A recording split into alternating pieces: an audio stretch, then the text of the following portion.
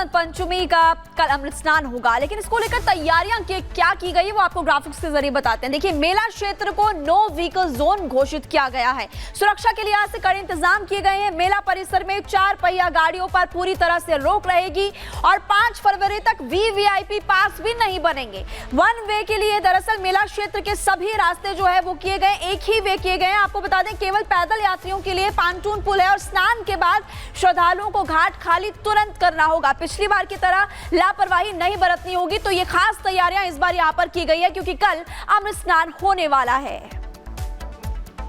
और चलिए आगे बढ़ते हैं, बात दिल्ली के रण की करते हैं क्योंकि दिल्ली के रण में अब सिर्फ 2 दिन का समय बाकी रह गया है चुनावी प्रचार करने के लिए। यही बड़ी वजह है कि तमाम दिग्गज चुनावी मैदान में दिखाई दे रहे हैं। दिल्ली में आज प्रधानमंत्री नरेंद्र मोदी की चुनावी रैली है। बड़ी खबर आपको बता दें, आज प्रधानमंत्री नरेंद्र मोदी चुनावी रैली करेंगे। ताबड़तोड़ जनसभा पीएम की देखी जा रही है। इससे पहले 30 जनवरी को द्वारका में प्रधानमंत्री ने जनसभा की थी, तो दूसरी तरफ 29 तारीख को भी उन्होंने जनसभा की थी दिल्ली के करतार नगर में। और आज आरके पुरम में चुनावी रैली करेंगे प्रधानमंत्री नरेंद्र मोदी। ये देखिए, तीनों दिनों की ये तस्वीरें। आज आरके पुरम में रैली पीएम मोदी की, तो उससे पहले 30 तारीख को द्वारका में, तो 29 तारीख को करतार नगर में पीएम ने जनसभा की थी। 3 तस्वीरें हम आपको दिखा रहे थे। प्रधानमंत्री नरेंद्र मोदी हुंकार भरते हुए नजर आए, लेकिन आज की अगर बात करें तो प्रधानमंत्री नरेंद्र मोदी आरके पुरम में एक बड़ी रैली करने वाले हैं और इस दौरान आम आदमी पार्टी पर निशाना साधेंगे। और आपको ये भी बता दें कि यहाँ पर दोपहर 1 बजे के करीब उनकी चुनावी रैली होने वाली है। क्या खास तैयारियां हुई है और किस तरह से लोग वहां पर पहुंचेंगे, इस रिपोर्ट को आप देखिए।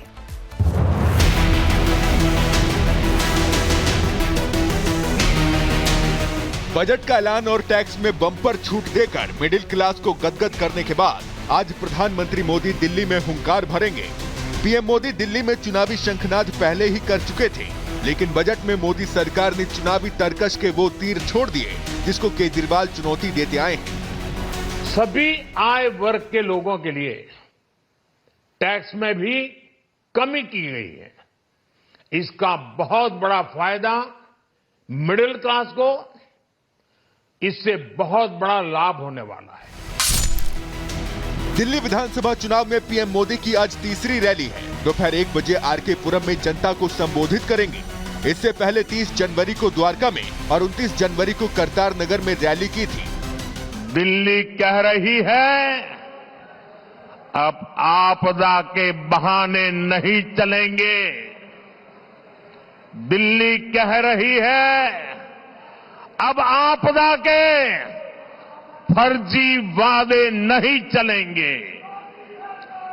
दिल्ली कह रही है, अब आपदा की लूट और झूठ नहीं चलेगा।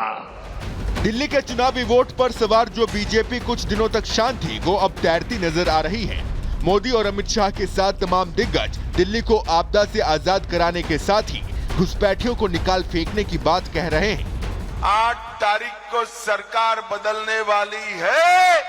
सारे बांग्लादेशी और रोहिंग्या को हम चुन चुन कर दिल्ली के बाहर निकालने का काम भारतीय जनता पार्टी। कल दिल्ली के करावल नगर में चुनाव प्रचार के लिए पहुंचे अमित शाह आम आदमी पार्टी पर जमकर गरजे और कहा कि यमुना में जहर के नाम पर सियासत करने वालों का लुटिया डूबना तय है। अरे केजरीवाल जी, हम भी वो पानी पीते हैं, जहर हरियाणा सरकार ने नहीं मिलाया, आपने प्रदूषण मिलाकर जहरीला पानी करा दिया है। जहरीला पानी, शराब घोटाला, शीश महल, पूर्वांचलियों का अपमान, यमुना में जहर के बाद आम आदमी पार्टी विधायकों का इस्तीफा और अब बजट से मिडिल क्लास गदगद। तो सवाल ये है कि क्या मतदान से ठीक पहले केजरीवाल और आम आदमी पार्टी के सिर पर चुनावी विपदा आ चुकी है? ऐसा संकट जो 2 दिन बाद होने वाले चुनाव में उन्हें आघात के साथ साथ गहरा घाव दे सकती है। Bureau report, Republic Bharat.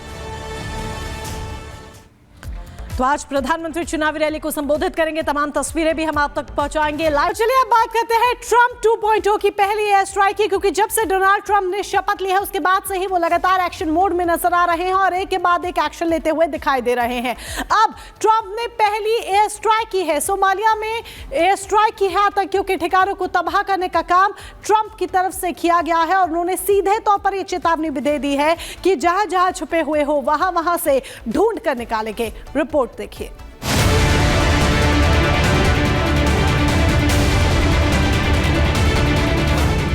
आतंक पर ट्रंप का संदेश साफ है, हम तुम्हें ढूंढ लेंगे और मार डालेंगे। अमेरिकी सेना ने सोमालिया में इस्लामिक स्टेट के आतंकियों के खिलाफ हवाई हमले किए, जो राष्ट्रपति डोनाल्ड ट्रंप के दूसरे कार्यकाल के दौरान अफ्रीकी राष्ट्र में यह पहला हमला है। रक्षा सचिव पीट हेग्सेथ ने शनिवार को कहा कि अमेरिकी अफ्रीका कमांड के हमले का निर्देश राष्ट्रपति ट्रंप ने दिया था। पेंटागन के मुताबिक इस हमले में आईएसआईएस के कई आतंकी मारे गए हैं। साथ ही पेंटागन ने यह भी कहा कि हमलों में किसी नागरिक को नुकसान नहीं पहुंचा है। तो वहीं अमेरिकी राष्ट्रपति डोनाल्ड ट्रंप ने कहा कि हमारी सेना ने सालों से इस आईएसआईएस अटैक प्लानर को निशाना बनाया, लेकिन बाइडेन और उनके साथी काम पूरा करने के लिए इतनी जल्दी कार्रवाई नहीं कर पाते, लेकिन मैंने किया। ट्रंप ने कहा कि आईएसआईएस और अमेरिकियों पर हमला करने वाले अन्य सभी लोगों के लिए संदेश है कि हम तुम्हें ढूंढ लेंगे और मार डालेंगे। ट्रंप ने आईएसआईएस के शीर्ष नेता की पहचान नहीं की या ये बताया नहीं कि हमले में वो शख्स मारा गया है या फिर नहीं। तो वहीं इस हमले के बीच अमेरिकी सैन्य अधिकारियों ने चेतावनी दी है कि आईएसआईएस को समूह के नेतृत्व से बढ़ती दिशा मिल रही है, जो उत्तरी सोमालिया में स्थानांतरित हो गया है। इसमें शामिल है कि फिरौती के लिए पश्चिमी लोगों का अपहरण कैसे करें, बेहतर सैन्य रणनीति कैसे सीखे, ड्रोन से कैसे छिपे और अपने खुद के छोटे क्वाडकॉप्टर कैसे बनाएं।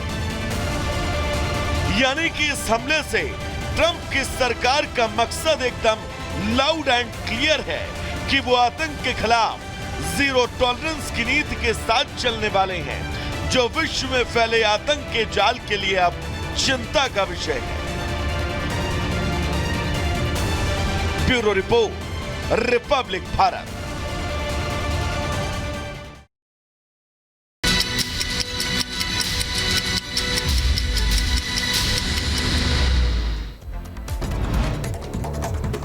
ट्रंप ने अपने कार्यकाल में की पहली एयर स्ट्राइक सोमालिया में आईएस आतंकियों के ठिकानों को तबाह कर दिया। सोशल मीडिया पर लिखा कि हम तुम्हें ढूंढ लेंगे और मार गिराएंगे। खबरों में आगे बढ़ते हैं, अगली खबर आपको बताएंगे जहां पर ईरान ने एंटी वॉरशिप मिसाइल का सफल परीक्षण करने का दावा किया और 100 से 1000 किलोमीटर तक मिसाइल की रेंज दिखाई दी और तस्वीरें भी सामने आई।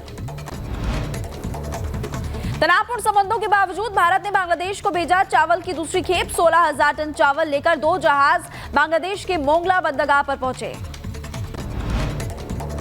अमेरिका में विमान हादसे में 7 लोगों की मौत, 19 लोगों के घायल होने की खबर भी सामने आ रही है।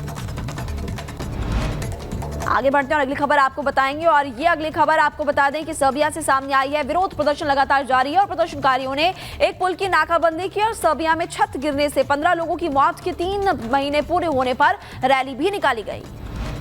भ्रष्टाचार के विरोध में सर्बिया के छात्रों ने बड़े पैमाने पर विरोध प्रदर्शन किया और नदी पर बने पुलों को बंद भी कर दिया। हमास ने 3 इजरायली बंधकों को रिहा किया। रेड क्रॉस की मदद से सभी इजराइल पहुंचे और 15 महीने की कैद से रिहा होने के बाद परिवार से भी मिले। इजरायली पीएम नेतन्याहू ने बंधकों की रिहाई को लेकर के स्वागत किया और आपको बता दें कि यहां पर उनकी तरफ से संबोधन भी दिया गया, जिसमें उन्होंने कहा कि सुरक्षित तरीके से सभी जाए।